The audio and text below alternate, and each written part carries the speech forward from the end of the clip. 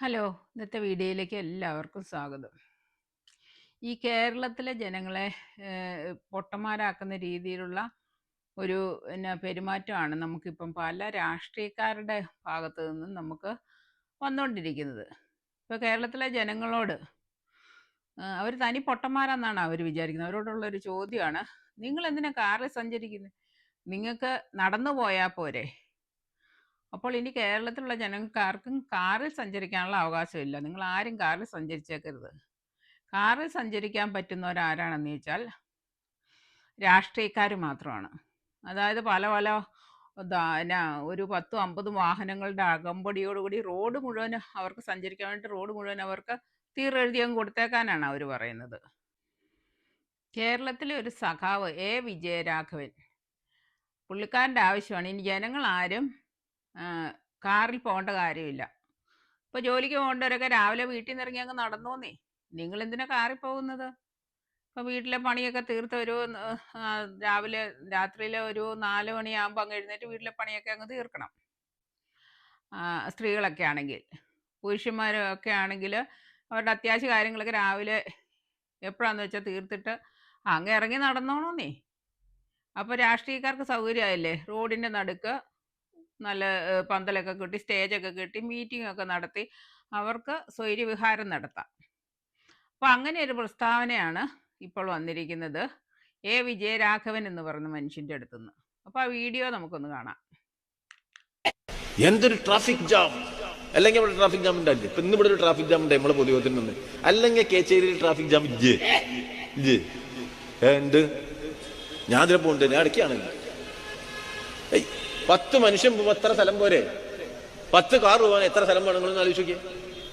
അത് ആരും പറയുന്നില്ല. ഇവരെല്ലാവരും കൂടി കാർ പോകേണ്ട കാര്യമുണ്ട്. നടന്നു പോയപ്പോരെ എന്താ പണ്ടൊക്കെ നമ്മൾ നടന്നു പോയില്ലേ? ഇത്ര കാർ വേണമെന്ന് നിങ്ങൾ ആരെയും ചോദിക്കില്ല, ആരും ചോദിക്കില്ലല്ലോ.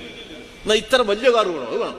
എന്നൊരു കുഞ്ഞു കാർ പോയപ്പോ ഇവന് ഏറ്റവും വലിയ കാറ് പോകുമ്പോ അത്രയും സ്ഥലം പോവല്ലേ?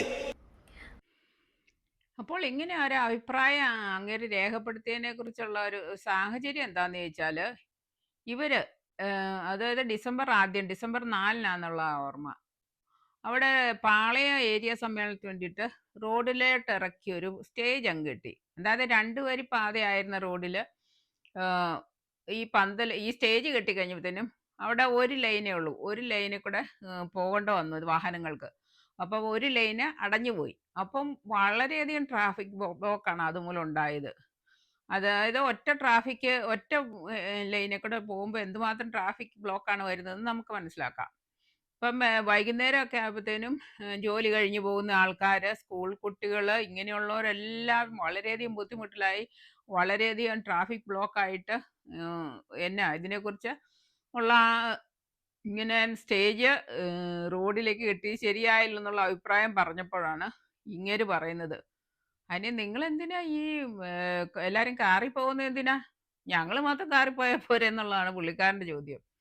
നിങ്ങൾക്കൊക്കെ നടന്നു പോയാലും കുഴപ്പം, നിങ്ങൾക്കൊക്കെ കാറിൽ പോകാനുള്ള യോഗ്യത ഒന്നുമില്ല, നിങ്ങൾക്ക് നടന്നു പോയാലും മതി. ഈ കാറും അങ്ങനത്തെ കാര്യങ്ങളും, അതുപോലെ തന്നെ വലിയ കാറൊക്കെ എന്തിനാ ഇറക്കുന്നത്? ചെറിയ കാറ് പോരെ? ഇതൊക്കെ ഞങ്ങൾക്ക് രാഷ്ട്രീയക്കാർക്ക് മാത്രം പറഞ്ഞിട്ടുള്ളതാണ്.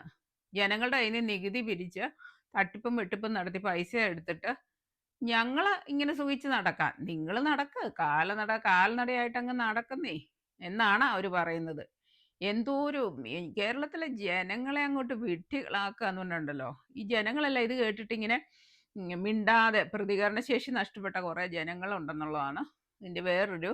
ഇവരൊക്കെ ഇത്രയും ഇങ്ങനെ കിടന്ന് പറയുകയും ചെയ്യുകയും ചെയ്യുന്നു. അതുകൊണ്ട് തന്നെയാണ് പ്രതികരണശേഷി നഷ്ടപ്പെട്ട ജനങ്ങൾക്ക് പ്രതികരണശേഷി നഷ്ടപ്പെട്ടുകൊണ്ടിരിക്കുകയാണ്. എന്തോ ഒരു മോശമായ കാര്യങ്ങൾ.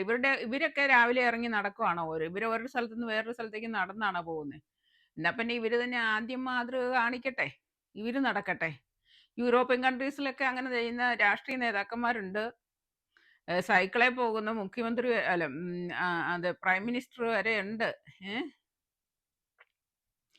അപ്പം ഇങ്ങനെയൊക്കെയാണ്. അങ്ങനെയൊക്കെ അവർക്കും ചെയ്ത് മാതൃക കാണിക്കാവുന്നതാണ്. അവർ ഒരു സൈക്കിളിൽ പോവുകയോ നടന്നു പോവുകയോ ചെയ്യാവുന്നതാണ്. ജനങ്ങൾക്ക് മാതൃകയാകേണ്ടവരാണ് രാഷ്ട്രീയക്കാർ. അപ്പോൾ അങ്ങനെ ആദ്യം അവർ ചെയ്ത് കാണിക്കട്ടെ.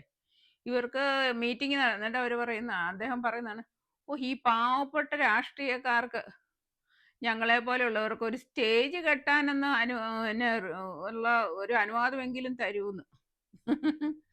ഇവർക്ക് സ്റ്റേജ് കെട്ടണമെങ്കിൽ വേറെ എന്തോരം സ്ഥലമുണ്ട്. ഇവർക്കൊക്കെ ഇങ്ങനെയൊക്കെ സംസാരിക്കാനുള്ള ധൈര്യം എവിടെ നിന്ന് വരുന്നു എന്നുള്ളതാണ്.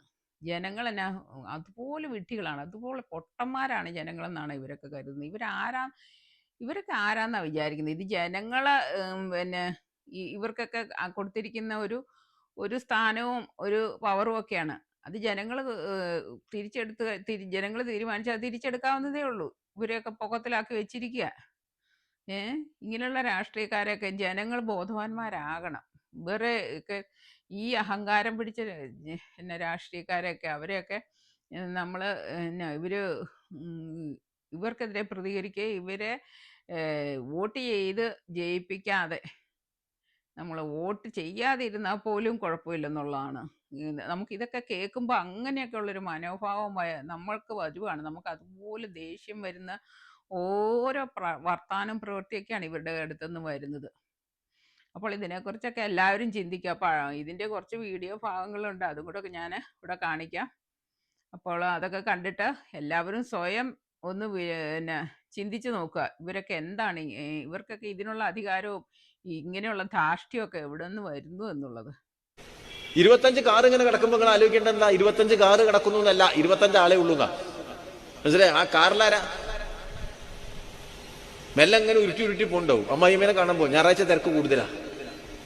കാറൊക്കെ എടുത്തിന് അമ്മായിമ്മേന്റെ വീട്ടിലേക്ക് പോകുക, അങ്ങനെ വർത്തമാനം പറഞ്ഞു, ഇങ്ങനെ വർത്തമാനം പറഞ്ഞു ശല്ലഭിച്ചു. അത്യാവശ്യത്തിന്റെ പോക്കയിൽ വളരെ കുറവായിരിക്കും.